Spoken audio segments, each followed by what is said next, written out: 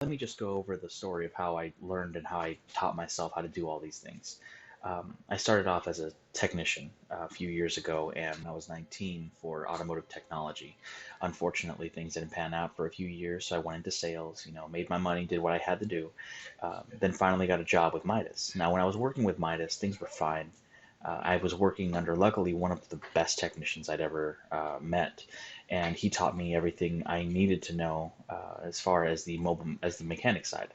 Now, when I left there, I worked for a local shop and got a little bit of a pay raise. Still felt like it was not doing as well as it should, so I did offer the owner for me to do their marketing for them.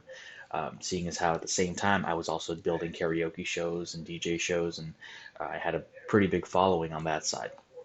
Now, once that didn't take off because the owner didn't want to have the ad spend on there, and they just decided to stick with their flyers, which is completely fine. Most of the time, you guys can get across with just your flyers that get sent to doors, but to be honest, 80% of that, if not more, gets sent straight into the trash can, and customers don't really think about it. They remember the big name brands, Midas, Big O, all the big guys. So what I created was I made a system myself when I started being my own mobile mechanic that kept me booked for 2 to 3 weeks at a time. It allowed me to have more time with my family because I wasn't worrying about how I was going to be getting the next client. I wasn't chasing down Facebook forums and Facebook groups and trying to get the next client that their car had broken down. Um, and once I figured everything out, it made it so that way the clients that I did interact with and that were reaching out to me constantly, they were already expecting me to tell them what needed to be fixed. So when I'd give them a price and I'd show up, and let's say that I was telling them that a brake job was going to be $180, including parts, and uh, I always made sure to include, but I have to inspect it, otherwise there may be additional costs. They understood that if I showed up and I told them it was going to be $180 just for the brakes, fine.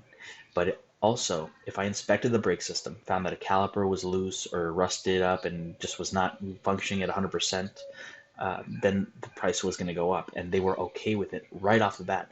I didn't get any kind of rebuttals on it, and it made it a system that was simple and easy to not only deconstruct and put on paper, which is what I've done here, and I've got videos out and how this actually works. But it takes your service business from so much more than that. Like I said, I'm not a fan of the word service.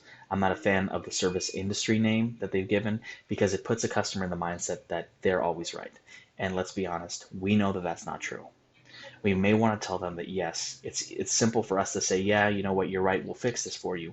But if we set the standards in place that we understand what we're talking about and we are going to follow through on our quality, then that changes the game completely, and you'll see the client growth that I cannot even put on numbers based on on your industry and your business. So if you guys want the secrets on it, go ahead and click there. Click there on the page, enter in your email. It makes it real simple. If you guys want to go ahead and reach out to me, my information is going to be there as well. So just go ahead. Again, my name is Josh. I'm with Fiero Social Media Marketing, and let's change the game a little bit. It's going to make it fun.